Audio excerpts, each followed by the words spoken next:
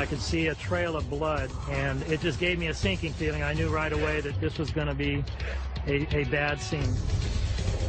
I'd seen suicides. I'd seen people disfigured in auto accidents. This was kind of the over-the-top.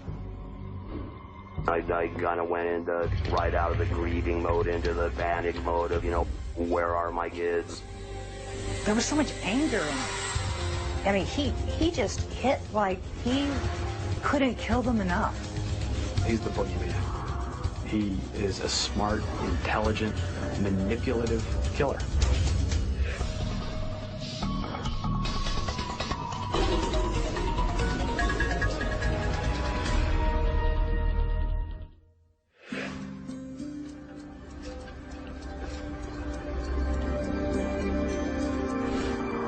Coeur d'Alene, Idaho, a sleepy town known for its rugged beauty. People that come here because they love the lakes, they love to fish, they love to hike. It's a place that makes you feel safe. But on May 16th, 2005, Coeur d'Alene loses its innocence in the wake of the most brutal crime the area has ever seen. It's an ordinary Monday afternoon when local police receive a call from a man named Robert Hollingsworth. He's just come from a neighbor's home where he noticed what appears to be bloodstains splattered across the front door. There's blood all over the door. Nobody comes through the door. Not sure what to make of the strange report, the Kootenai County Sheriff's Department dispatches a deputy to check on the residence of Brenda Groney. She lives with her boyfriend, Mark McKenzie, and her 3 children, 13-year-old Slade, 9-year-old Dylan, and 8-year-old Shasta. It's a family that Deputy Moyer knows well. You know, I drive by and Dylan and Shasta would come out to the car, and I give them sheriff deputy stickers, and they wanted to look in the patrol car and see the lights. But the moment he arrives at the Groney home, he can tell that something's not right. It was very calm and still, and there was kind of an eerie stillness about the residence. And as I walked up to the front door, I saw the blood on the front door.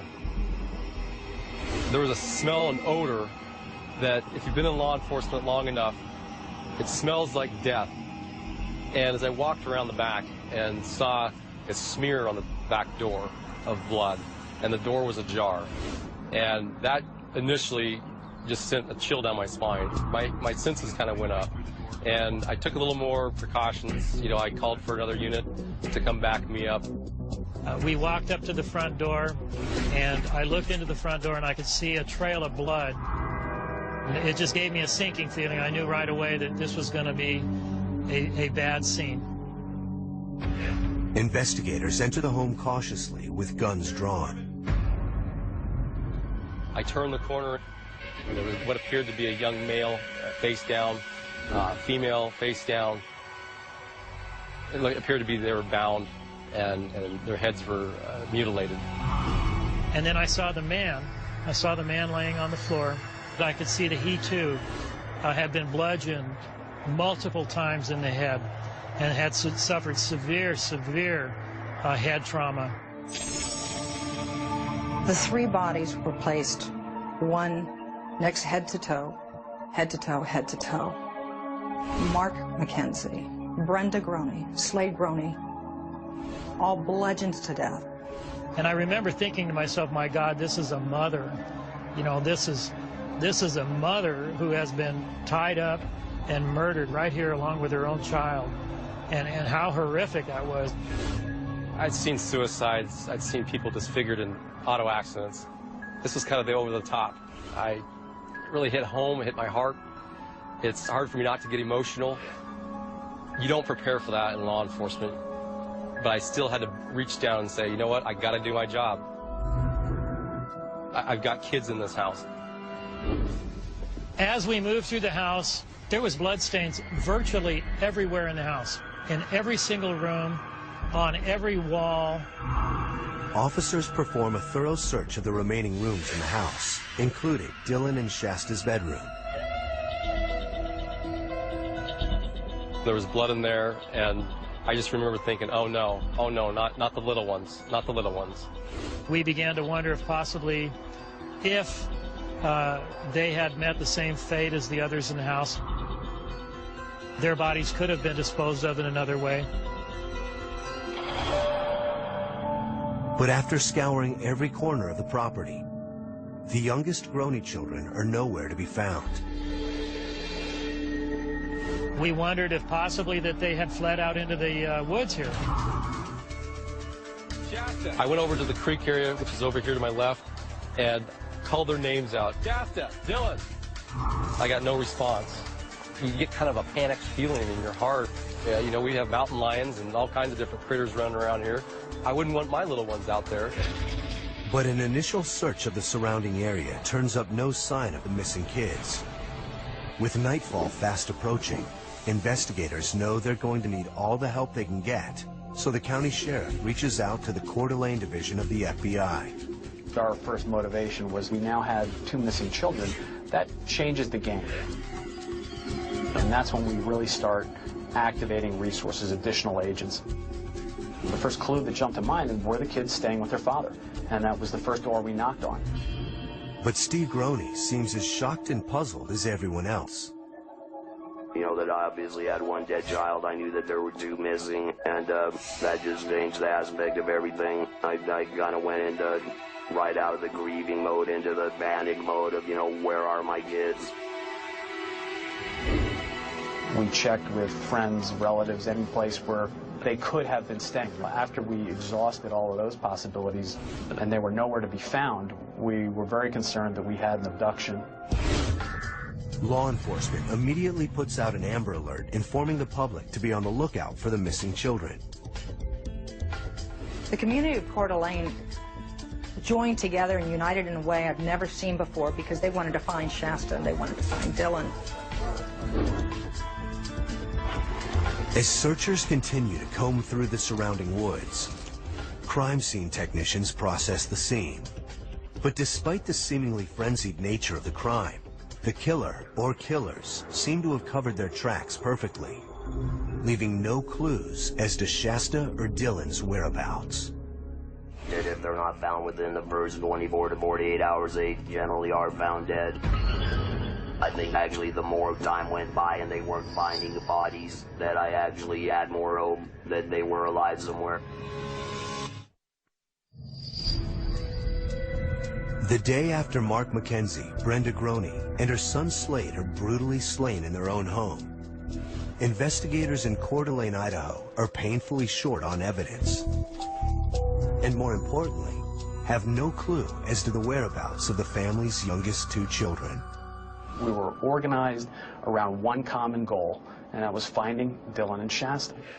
With a killer or killers on the loose and 2 youngsters gone without a trace, local residents are scared to death. There was a fear factor that permeated the community. Disbelief that a crime of this horrific nature could have occurred in this community, this peaceful community, this idyllic community. And a lot of the members of the community were very adversely affected by all this. But until they generate some leads, there's nothing law enforcement can do to quell the town's panic. And so far, they've got almost nothing to go on. In a murder case where you've got a fingerprint on the door, you've got a bloody shoe print, or you've got a witness, you've got something to work on. In this case, we didn't have any of that. We didn't have anything to work with, so the best thing we could do is learn as much as we could about our victims. Brenda and Mark had been dating for about 7 years, and they had a great relationship. Mark commuted every day to a manufacturing job in Spokane, 40 miles away. And Brenda had recently given up her cleaning business to be a stay-at-home mom. They seemed to be a picture-perfect couple, but there was a wild side to them as well. Brenda and Mark were known to be partiers. They wanted to have a good time. They had that side of them that enjoyed to, have a beer or 2 or a few other things. Still, by all accounts, they seemed to be living a happy and comfortable life. Mark was a great guy, and he loved those kids. They weren't his kids, but he loved them, and he took very good care of them. And this is why we can't understand why this happened. Investigators agree, and based on the brutality of the crime, they begin to piece together a preliminary profile of the killer. And when you see multiple impact injuries like that, such violence committed upon a person, we're taught that that's a personal killing. Oftentimes that's done by somebody who knows the family, somebody that is filled with a lot of anger towards those people. But agents struggle to make sense of the kidnapping. Why would you take the kids out of the house, kill the parents to do so? Why wouldn't you take them at a bus stop? Why wouldn't you take them when they're walking to school? So it appeared to be some kind of a revenge motive, someone that was close to the family, someone that wanted to get personal, up close and personal to the victims. As the desperate search for Dylan and Shasta goes national, federal, state, and local officials join forces to start questioning potential suspects. One of the first leads we looked at is that father and mother were divorced. Father had a separate residence. We had received allegations that there was a volatile relationship that had existed between Steve and Brenda. And so we naturally would have to rule Steve out before, we could move on to some other things. Steve also admits that just 2 days prior to the murders, he and Brenda had a blowout over the kids. Steve and Brenda had a hard time having a workable relationship after the divorce. We were aware of some ill will that existed between them pertaining to child custody, as well as some property issues. Then, a televised plea by Steve raises even more eyebrows. Please release my children safely. They had nothing to do with any of this. Everyone that was out there, part of the media and even law enforcement, were shocked because the statement, they had nothing to do with this. Well, what is this? Investigators administer a polygraph test to Steve and record a strange fluctuation when they ask him if he knows where his children are. And because of that, we did have to continue to look into his activities and basically to make sure that there wasn't anything that we'd missed along the way. Groney insists that he was home alone on the night of the murders. At first, investigators are dubious, but what they find next changes their minds. Police were able to kind of look at the cell phone records and my computer records and know that I was actually at home on a computer or on my phone. But it isn't long before suspicion falls on another set of family members. Steve and Brenda also have 2 adult sons, Jesse and Vance, and both have had their share of run-ins with the law. My 2 oldest boys have been in quite a lot of trouble since they were in their early teenage years. A lot of people make reference to their drug problems and stuff like that. Authorities soon discover that Jesse has an airtight alibi, having been incarcerated on burglary charges when the murders took place.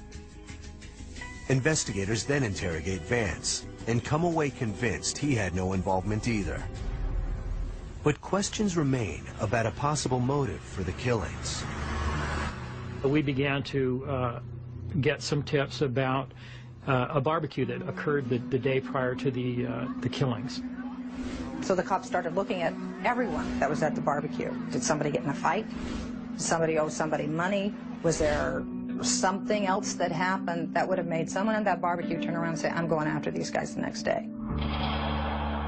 We found a fingerprint on the same door that was blood-stained there at the scene. That fingerprint returned to an individual who we were aware had attended the gathering the previous day. His name is Gary Youngwood, and police soon discover he has a criminal record. According to Jesse Groney, Youngwood also owed his mother and Mark $2,000. there was the hope that this person would lead to the resolution of the crime, to find out what had happened to the kids. Either this person may have witnessed something that could help us solve the case, or maybe the person themselves were involved in some way in the crime. But when members of the task force try to locate him for questioning, Youngwood is missing in action. He was difficult to find. We did serve some search warrants on his cell phone. We began to track him by cell phone. There was a considerable amount of resources that were spent in locating this person and in discovering what it is that he knew. A follow-up call to Youngwood's parole officer reveals that the day after Brenda Groney, Slade Groney, and Mark McKenzie were bludgeoned to death, Youngwood notified her that he was leaving town for a short vacation in Boise. One of the thoughts is that he's avoiding contact with us because he knows something.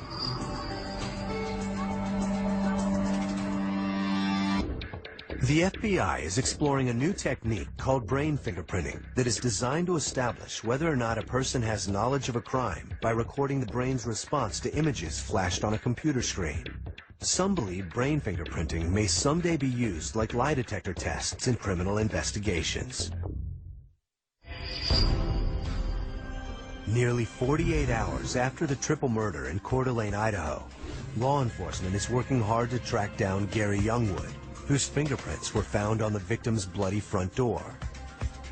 He had contacted his probation officer, and at that point she told him, well, you know, the police are looking to interview you about the murders, and so he did come back, I believe, on his own. Investigators grill Youngwood for hours, but he denies having anything to do with the murders or Shasta and Dylan's disappearance, and he offers to take a lie detector test to prove it. A friend of mine called me. He passed his polygraph, so it was apparent to us fairly quickly that although he was a person of interest at the time, we pretty much washed him out of any involvement and any knowledge of the crime. Having ruled out the most obvious suspects, investigators turned their attention to the thousands of tips pouring into the crime hotline. One allegation was that this was a biker hit, and so we started looking at biker gangs. Maybe there was some sort of vendetta that existed. Maybe there was money owed. Maybe, you know, somebody insulted someone else's girlfriend. Who knows? And when the medical examiner identifies the murder weapon, it gives the biker gang theory even more credence. The weapon used to bludgeon the victims appeared to be a hammer with a cross-hatched face on it. And that is the sort of hammer that you would find as a framing hammer or as a drywall hammer. Some gang expert threw out the fact, well, you know, if they were killed with a hammer, that sounds like outlaw bikers. Was this a biker gang that rolled through town? We just didn't know. Brenda Groney was into motorcycles. So when we started getting these allegations of a potential biker hit, it made a little bit of sense to us. But investigators can't link any particular biker gang to the scene. And it doesn't make sense that they would take the children, who have now been missing for almost 3 days. I never gave up hope that we would get the children back in this case. Statistically, however, in child abduction cases, it is very unusual. More often than not, these cases end up in a sad way. Those hopes are bolstered, however, when results of the FBI's blood analysis return from the lab. Not a single drop of blood at the crime scene belongs to Dylan or Shasta. When the lab results came back and we determined that the blood was Slade's blood throughout the house, we were relieved to know that the kids might possibly still be alive somewhere. But even the most hardened investigators are shaken when they learn how 13-year-old Slade's blood got spread throughout the house. I know that that was personally very traumatic for me, to think that Slade was walking through the house injured and leaving a trail of blood throughout the entire house, through every room of the house, and then finally dying at his mother's feet. Investigators are now confident that the children were not murdered with the rest of their family. Now we knew that the children had somehow either left the house on their own or been removed from the house, and there was no evidence to suggest that they had been killed in the house. We believed that they were alive somewhere, and there was nothing that we would stop at doing in an effort to find them. Then, on May 20th, just 4 days after the murders, there's another twist in the case. The toxicology reports reveal that Brenda and Mark both used marijuana and methamphetamine in the hours before they were killed.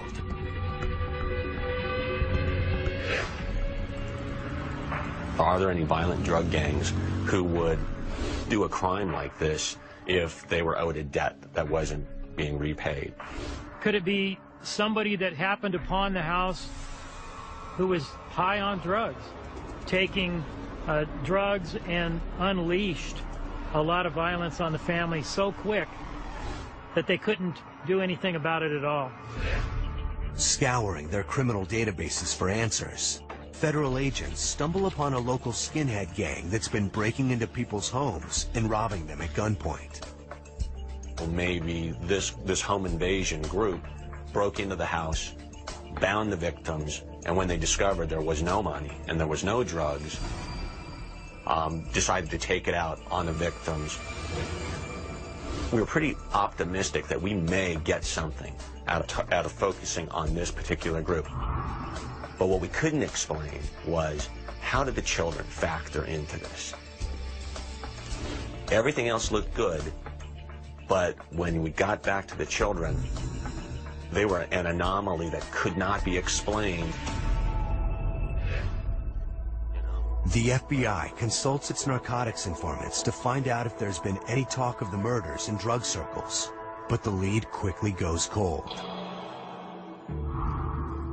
And after several weeks, authorities are still no closer to making sense of the crime. We brought the FBI profilers in because we were at a loss. We have a situation where the children are gone and a family is murdered. Therefore, does this fit with any known profile of any criminal that you guys know out there? We brought them from two different units, one unit that dealt with serial killers and one unit that dealt with child abductions.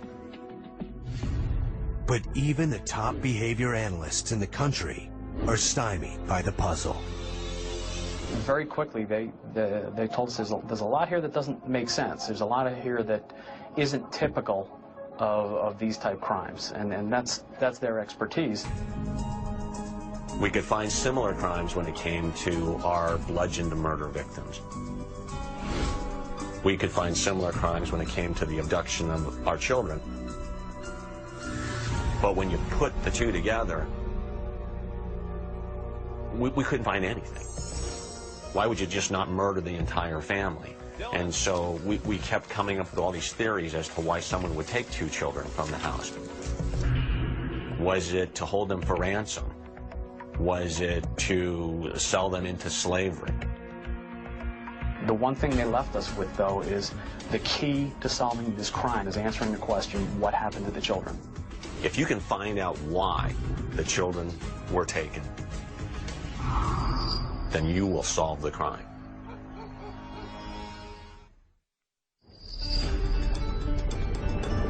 It's been almost 2 weeks since Dylan and Shasta Groney vanished in the dead of the night, and the task force is no closer to figuring out what happened to them or why their family was murdered. Yeah, I had high hopes still that they were alive. I just didn't know whether I would ever see them again in my lifetime. My one thought was, my God, I hope they're alive. But as time went by, it got worse and worse, where I was more and more sure that something had happened to them. By the end of May, there are 150 federal, state, and local investigators toiling around the clock and working every angle. I was running on very little sleep, as was most all the investigators in the case. I don't think many of us slept any more than a couple of hours a day for probably the first 10 days of the investigation.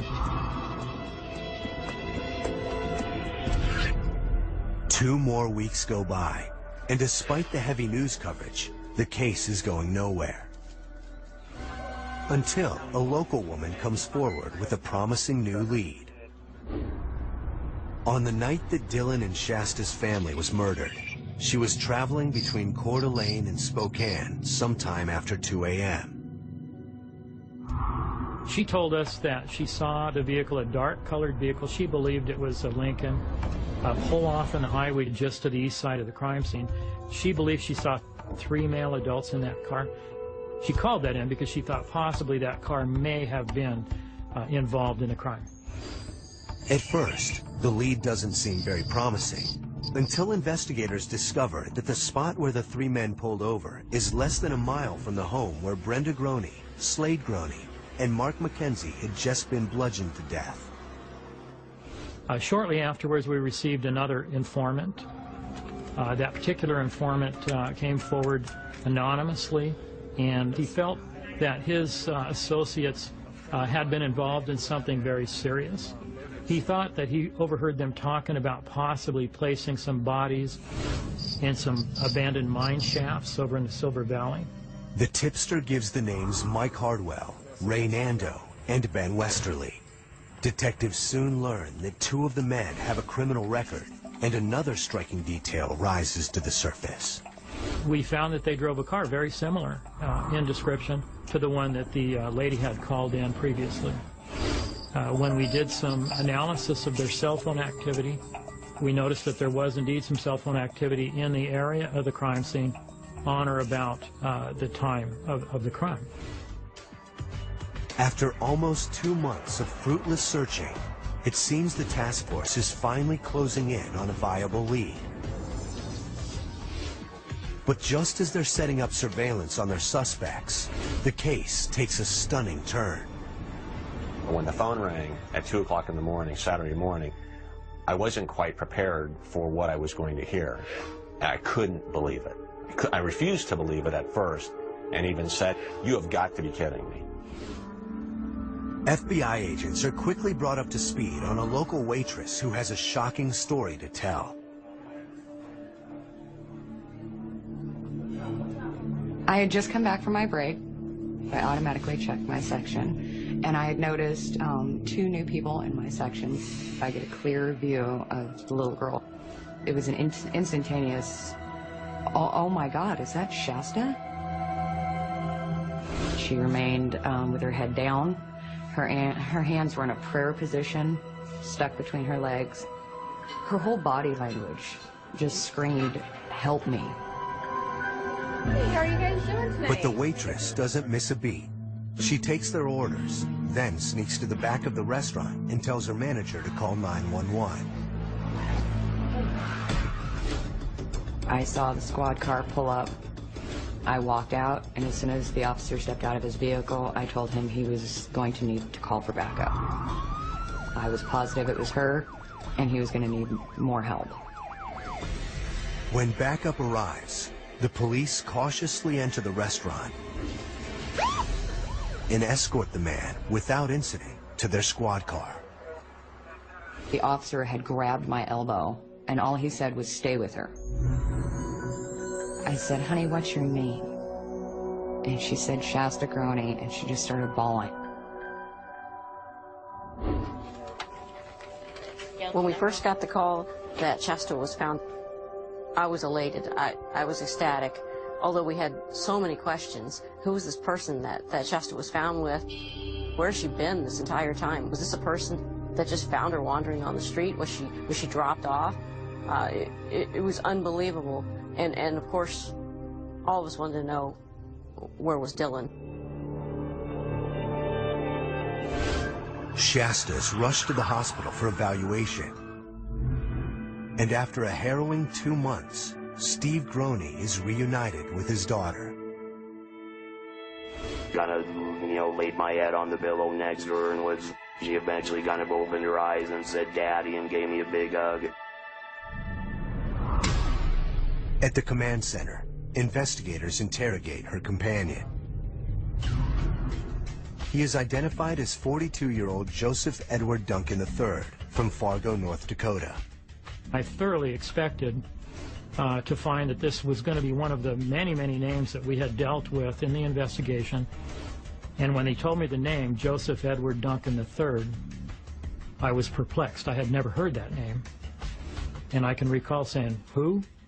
We start doing all our record and database checks, and we come to find very quickly that he's a level 3 sex offender who is a fugitive from a molestation case back in Minnesota. Level 3 sex offenders pose a potential high risk to the community because of their history of sexual assaults. In fact, Duncan's first recorded sex crime occurred in 1978 when he was just 15 years old. 2 years later, he was sentenced to a Kansas City prison for molesting a teenage boy. There, he was diagnosed as a sexual psychopath and underwent years of intensive psychological evaluation. On the surface, he seemed to be showing signs of reform until 2004, when he was charged with sexually molesting a 6-year-old boy at a playground in Detroit Lakes, Minnesota. But Duncan was not ready to go back to jail. He managed to borrow $15,000 for his bail and immediately left town. He had a webpage where he wrote extensively about society's persecution of sex offenders. He knew he was going back to prison for the molestation in Minnesota, and he made a decision. He decided, I can either stay here, try and fight the case and risk going to prison, or I can go on the run, take whatever money I have, and I can live out my ultimate fantasy. That was his goal. His final blog entry, written just before the murders, is especially menacing. In it, he rants about striking out at society. But Duncan's motives no longer interest investigators. Their sole concern now is the whereabouts of Dylan Groney. I did make an attempt at interviewing Mr. Duncan. However, Mr. Duncan invoked his Fifth Amendment right to silence. Determined to find Dylan, investigators search Duncan's vehicle and discover a treasure trove of evidence. The shotgun, Duncan's laptop computer, his GPS device, an empty package that the plastic zip ties had been in. A key piece of evidence was a small microdrive, a 4-gigabyte microdrive that contained a lot of still images and video images of the children while they were in captivity. And so the investigation then ramped up tenfold in an effort and in a belief that Dylan may still be alive. But they're unable to find the murder weapon or anything that might lead them to the missing boy. And I still had hopes that they were going to find Dylan alive somewhere. Running out of options, police turned to the only other person who may have information on Dylan's whereabouts, his sister Shasta. We assigned an investigator to conduct interviews with Shasta to get the full story from her, to try to assess whether or not she had actual knowledge or not. The little girl begins to tell her story, and it's a tale more haunting than anything the seasoned investigators have heard before. I can only imagine what those children went through. Police in Idaho have finally rescued 8-year-old Shasta Groney from her abductor, fugitive sex offender Joseph Edward Duncan III. When I heard Shasta had been found, I just cried. And I just thought, thank God, thank God. And then a second later, I thought, where's Dylan? It was hard to be happy and elated about it because now I understand that they don't know where Dylan is still. So it, boy, just emotionally, man, it was a roller coaster. As federal agents search Duncan's laptop and GPS for leads on the missing boy, Shasta tells investigators her story. On the night of the murders, the little girl awakens to the sound of her mother's voice calling her and Dylan to the living room. There, she sees Joseph Duncan standing over Brenda, Slade, and Mark with a shotgun. He removed the two children, Shasta and Dylan, from the home and laid them in the grass out on the back of the house. He did not want Shasta and Dylan to see what he intended to do to their family. When he's done, Duncan drives the children 95 miles away to a campground outside the town of St. Regis, Montana. Once there, he proceeds to sexually assault both of them. The children must have felt absolutely helpless and alone out at these campsites. They're in the middle of nowhere. They saw no other humans, no other vehicles. You don't even hear of the presence of man out here. So they literally must have thought they were at the ends of the earth. My first thought was, how can I kill this guy? I had a lot of spiritual help from some people. 6 weeks into the children's captivity, Duncan takes Dylan into an abandoned cabin where he tortures and molests him. A few hours later, Duncan shoots Dylan in the head in front of Shasta and burns his body. I thought to myself, it was shocking, and I thought, what a monster this guy was. To know that there's people out there that can inflict this type of pain on a child, it shakes your whole foundation of beliefs. And it's overwhelming. Duncan then tells Shasta that he spared her life because she taught him how to love. Oh, I don't believe for a minute that he was planning to let Shasta live. And she was lucky. The next day, using data from Duncan's GPS and laptop, investigators locate the campsite where Shasta says her brother was murdered.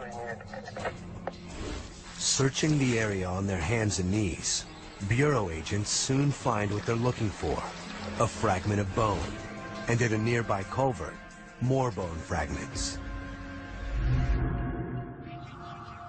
When they told me they had conclusive evidence that Dylan had been murdered, I pretty much lost it. And that just broke my heart.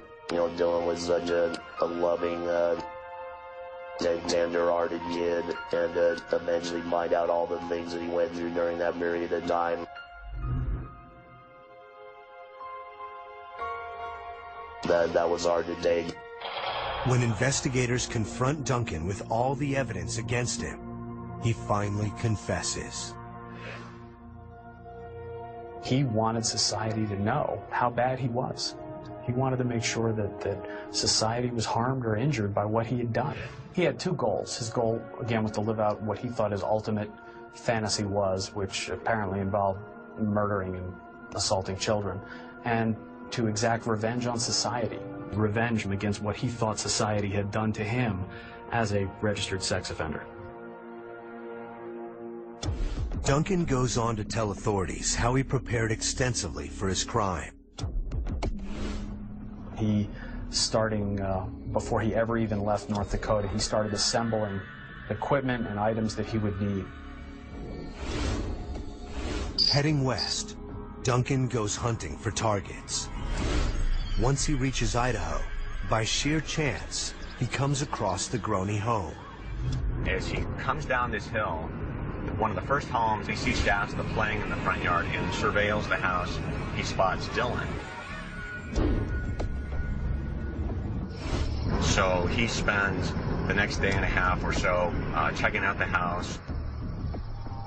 He had brought the weapon of his choice to kill the family with, and that was a hammer. He had thought about everything to make sure that he was going to commit the perfect crime. In the early morning hours of May 16th, Duncan decides it's time to make his move. He enters through an unlocked back door and finds Brenda asleep in the living room. He trained the weapon on her and he said, "Where's the man?" He instructed Brenda to wake Mark up. And he instructed Brenda to put the zip ties onto Mark. He wanted them to believe that this is just a burglary. He felt that was a better choice than to let them know that his intent was to truly take the young children. He thought if he told them that, they would fight to the death. Once everyone is bound and gagged, Duncan takes Dylan and Shasta outside so they won't witness the deaths of their family members. He wants them to go with him quietly. The rest of Duncan's story tracks with Shasta's account. But one aspect remains unclear: why he ultimately returned with the little girl to Coeur d'Alene. Some people think that he took her there because he wanted to be captured. Some people believe that he took her there because he was out of money. My personal belief is that it was Shasta that brought Duncan back to us, because Shasta was able to befriend Duncan, and that allowed her to survive the whole ordeal. On October 16th, 2006, Duncan pleads guilty to 3 counts of kidnapping and 3 counts of first-degree murder in the deaths of Mark McKenzie, Brenda Groney, and Slade Groney. He receives 6 life sentences. Then, on December 3rd, 2007, Duncan pleads guilty to 10 federal charges in connection to the kidnapping and sexual abuse of Dylan and Shasta and the murder of Dylan. I was not surprised that Duncan pleaded guilty. I think he's a coward. I don't think he wanted to get up on the stand and have to testify. And I was so pleased that he had pleaded guilty so that we wouldn't have to go through the hell of going to court every day and seeing this man. Almost 3 years after the horrific crimes in Coeur d'Alene, Duncan receives 3 additional life terms, plus 3 death penalties, and is sent to the Terre Haute Federal Prison in Indiana to await execution.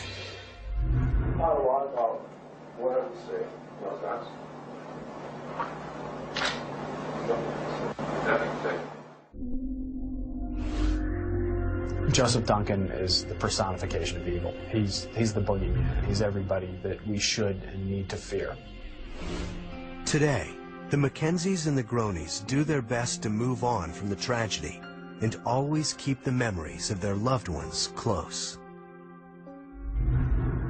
I talked to Mark on the phone a couple of days before this terrible thing happened. And thank God I had told Mark that I loved him, and he had told me he loved me back. And that's the last time I spoke to him. Jasmine is 12 years old now. It's amazing that she acts just like any other kid her age.